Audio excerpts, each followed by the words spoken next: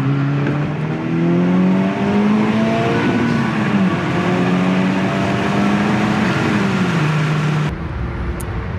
What's good, YouTube? God is good. Just finished my workout. Let's get going for the day. There's this nice M3 comp that comes to the gym every day. It's actually a lady driver too, but nicely spec'd. I'd love to own one of these someday. And the chariot of choice today is the Type R. Nothing new on the outside, still looking good. Still solid, of course. A little dirty, but that's how it goes. But let's go ahead and switch over to the POV cam and let's chat.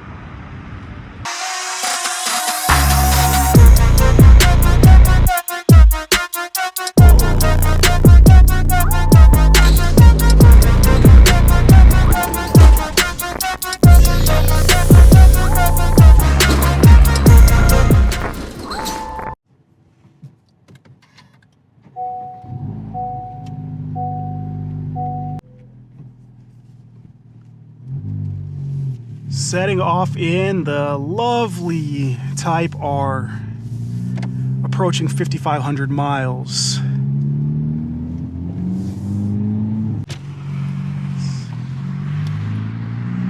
Let's do an acceleration.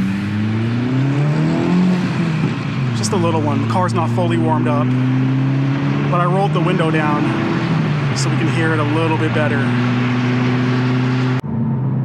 Yeah, thanks for joining me on this drive. If it's your first time, I love driving and I love doing point of view videos, and I love driving as many different cars as I can. And I've owned many different cars on my journey as a car enthusiast. But most importantly, I'm a man of God, and we'll talk about that in a little bit.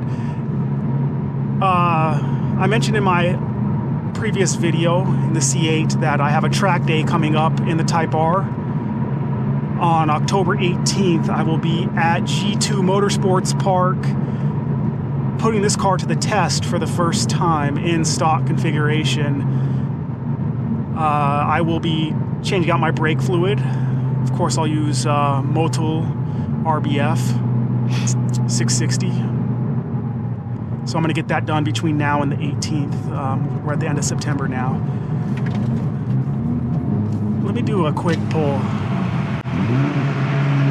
Here we go.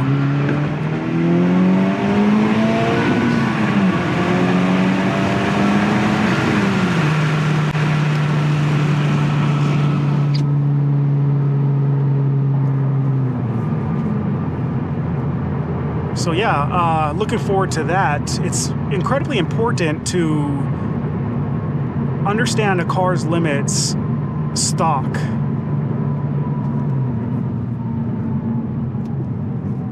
Because then you know what you need to actually do.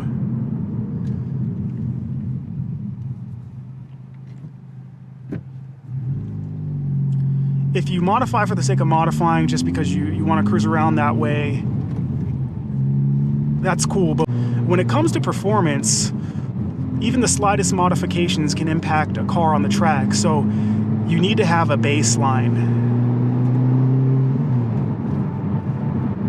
And so that's why it's incredibly important to go stock. And this is also why when people track cars, adjusting the tire pressures is a thing, because that impacts a car's performance.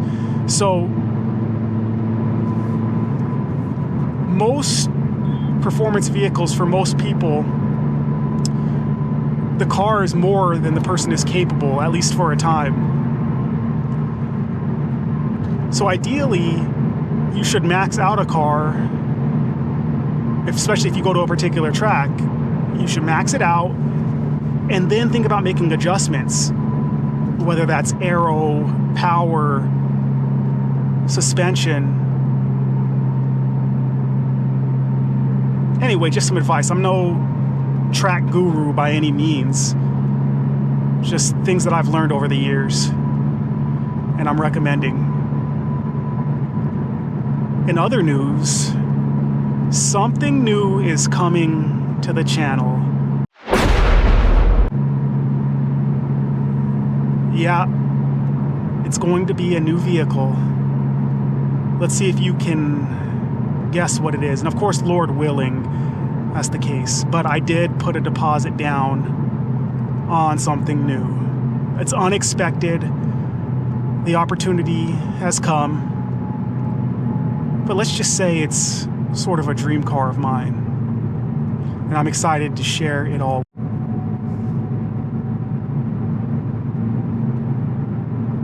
Very excited, in fact. As my channel has grown, I like to keep producing content. I like to keep having new cars for you. I like to get behind the wheel of different things, especially if I own it and I get to take you on the journey of what it's like to own something. I started this channel with my S2000, but I owned many cars before that, and there's so many of those cars that I wish I had the opportunity to show you and drive along, or have you drive along with me, namely my C7 Z06. But that's not how it worked out. Or what I have coming next may help atone.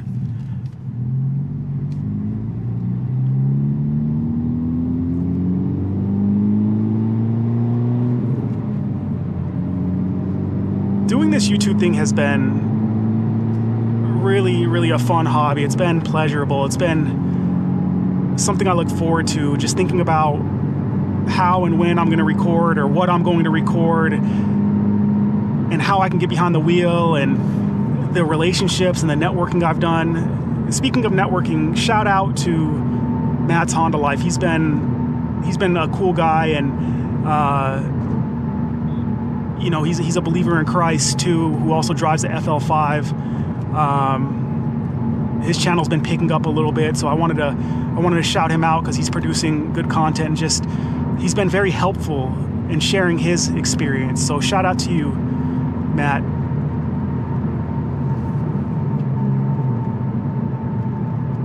I've been accused of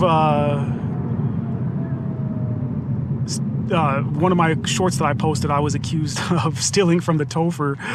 And so I'm kind of flattered, because the Topher is, he's one of the most renowned when it comes to POV driving. He also has an FL5, but he drives so many different cars, and my subscribers probably know exactly who he is, but I'll show you the comment that I got. So I'm flattered, you know, but poor Topher, for my quality of videos, for him to be put on the same level. Yeah, shout out Topher as well. I'm gonna shift gears, I think literally and figuratively. There's been so much darkness in the world, and it's incredibly important to be grounded in truth, because if you're not grounded in truth, because the truth is light, you will succumb to the darkness. And the truth provides you peace. The truth provides you joy. You shall know the truth, and the truth shall set you free. It was Jesus Christ who said this. It wasn't some motivational speaker. It was God himself.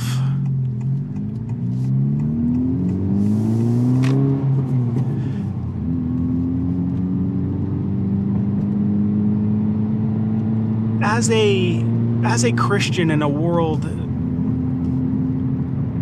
that doesn't understand what it means to be a Christian, when you speak openly about your faith, you will be persecuted. So Christians, I'm speaking to you. After I get this acceleration through the corner, I'm speaking to you, Christians. those that desire to live a godly life will be persecuted. And persecution shows itself in different forms. When we read the New Testament or even the Old Testament, how the prophets were persecuted, they were killed or they were wounded. Persecution today in the United States, where I live, will be in the way of how people interact with you, how they engage you, how they slander you. And that's to be expected. If you are living a life in God, you will get persecuted. And my comments, I get it all the time. And while my flesh wants me to be upset and angry, in the spirit I rejoice, because that's a fruit of God. If you're standing for God, because men are in the dark, they don't understand God, they will oppose you because of their rebellion against God, and they will say that you're crazy. And they don't know God because their deeds are evil. And anybody that knows God comes to the light, that their deeds would be exposed. But the good news is that God forgives. You shouldn't run from God. You should run to God. We inherited that running from God nature from the garden. When Adam and Eve ate from the fruit, their eyes were open and they knew evil. They knew to rebel against God at that point in time. So they ran and hid. But you can't hide from God. God knows everything. And we inherit that same nature. We try to... We put a blanket over everything. We try to mask our deeds. We try to mask the thought of God as if he's going to disappear, but he won't, because he's eternal. He's forever. And we run and we hide behind things. We hide behind the creation. We hide behind the world. We worship the creation rather than the creator. And that's why people say, oh, universe, grant me this. Or karma did this. But those are the creation itself can't testify in that way. Only the creator can, but the creation testifies of God and his works, because this is not a cosmic accident that appeared out of nowhere. And there are very real evil spirits and forces that want you to think that it is a cosmic accident, that you're a monkey that just came from nothing and you're on this ball that's hurling through space that's infinite. Look, God created you, but you don't have to be a child of God. There's a difference. God created everybody, but not everybody is a child of God. A person becomes a child of God if they believe God, they believe in the Son that he sent, Jesus Christ, God in the flesh, and are born again. They're adopted into God's family.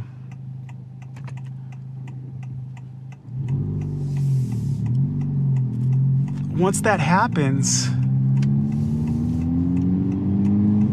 you are then a child of God, but God won't force that upon you. And you can rebel and say, God isn't real, God doesn't exist. How do you know he's the real God? The Bible's a game of telephone. All that stuff, I'm telling you right now, you're running from God and you're hiding from God, because if God is real, then that means your life is going to change. But that's the whole point. Yes, he will change your life, but he'll give you a new heart, and then you will desire that which is righteous. That which God deems as righteous, not what man deems as righteousness.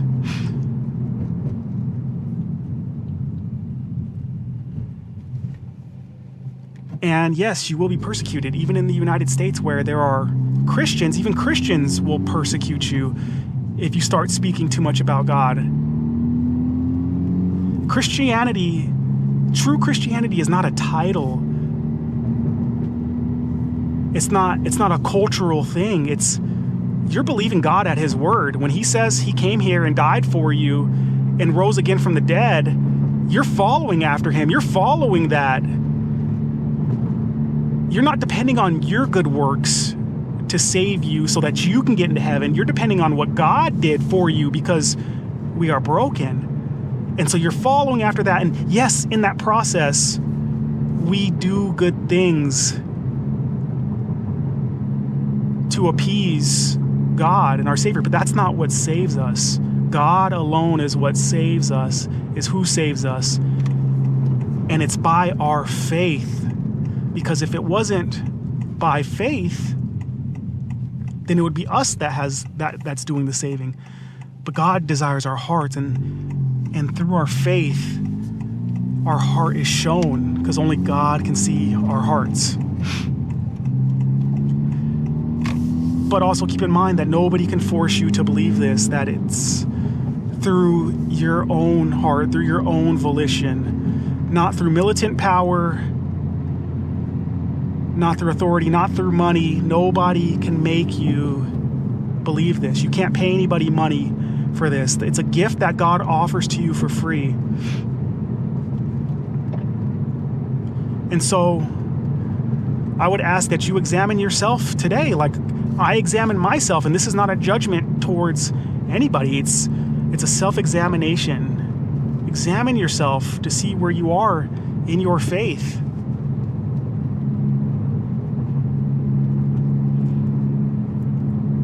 And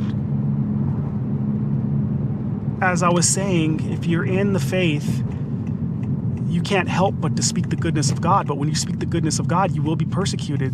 You'll be slandered. You'll be hated by men, just as all the prophets were in the Old Testament were hated, just as the apostles were in the New Testament were hated. You too will be hated, but you will be loved by not only fellow believers, but of Jesus Christ, by God, and you are promised eternal life. God's not a liar.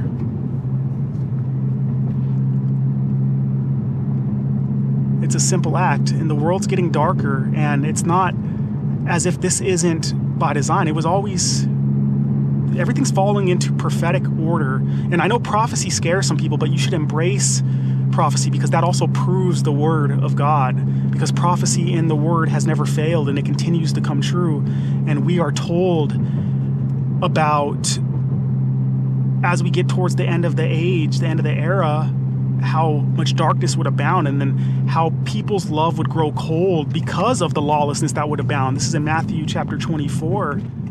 Jesus was telling us this, that there would be famines, there would be pestilence, that there would be earthquakes in diverse places, there would be wars and rumors of wars. That's where we live now.